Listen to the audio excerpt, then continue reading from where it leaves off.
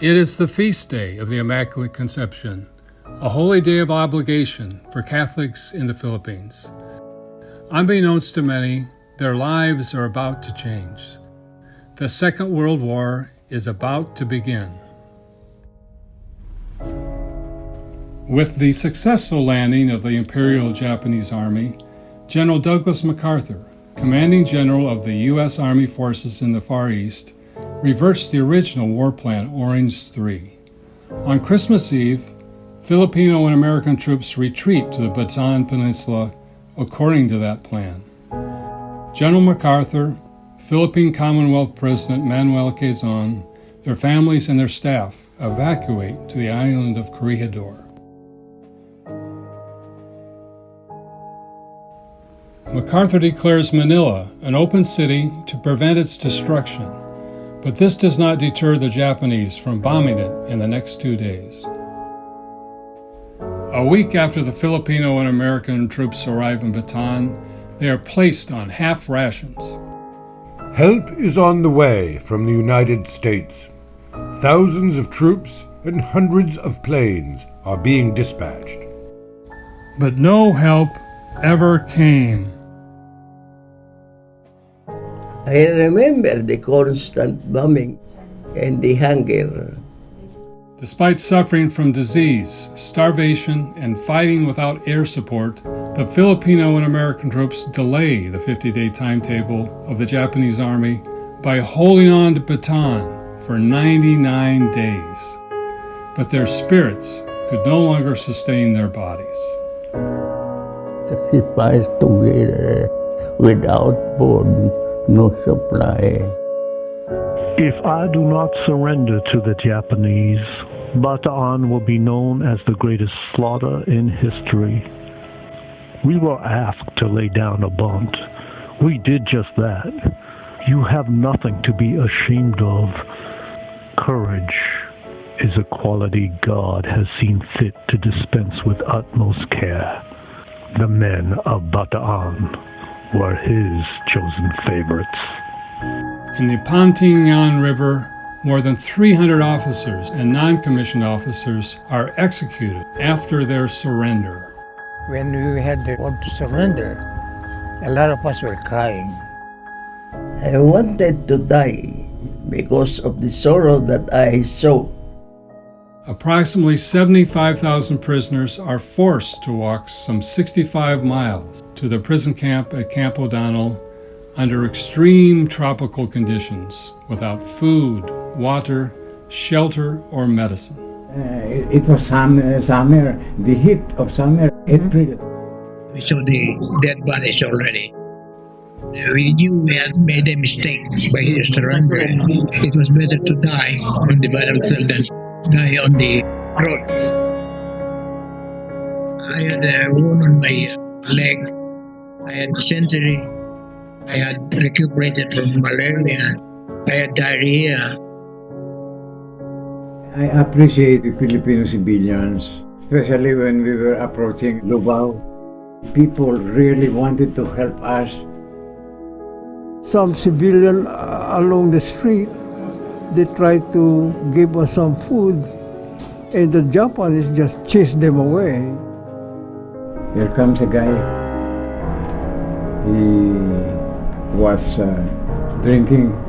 The guard, we just bayoneted him.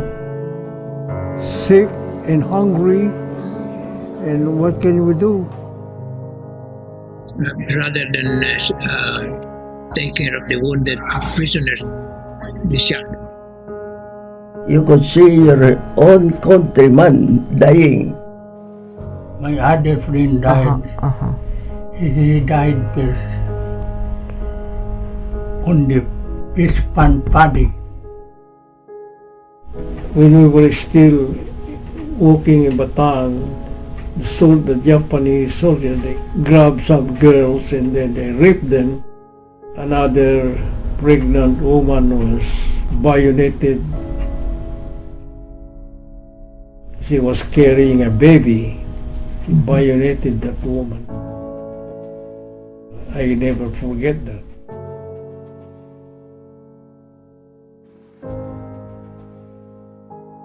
Upon reaching San Fernando train station, the prisoners are crammed inside boxcars, and during the journey, some die of suffocation. They then walk another 9 miles to Camp O'Donnell. While some soldiers are able to escape, approximately 5,000 to 10,000 Filipinos and 250 to 650 Americans die along the way in what is now known as Bataan Death March. Inside Camp O'Donnell, approximately 20,000 Filipinos and 1,600 Americans perish.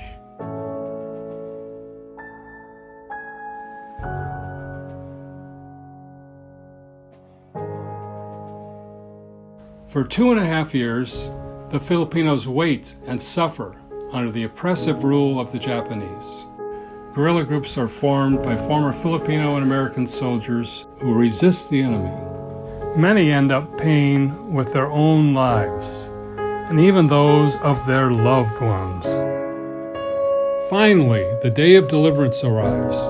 General MacArthur returns with thousands of soldiers, accompanied by the biggest naval armada ever assembled. The largest naval battle in world history takes place on Leyte Gulf. During the Battle of Manila, the beautiful capital is destroyed beyond repair, killing 100,000 civilians. It becomes the second most devastated city in the world during World War II.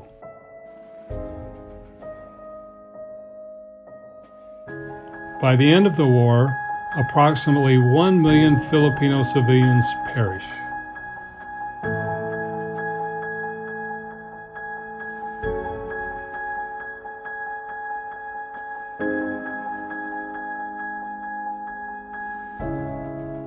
The Philippines gains its independence from the United States, but the bond between the Philippines and the United States remains strong because it is forged in blood.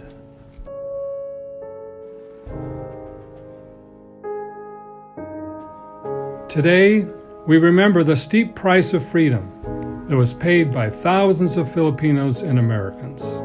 Let us honor them by learning about their great sacrifices for their country and their fellow men. Most of all, let us pass on their legacy to generations to come so that they can become responsible leaders of tomorrow.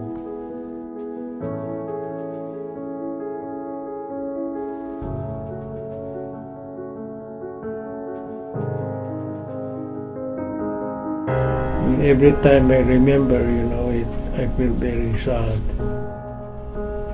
Until now, I dream about them.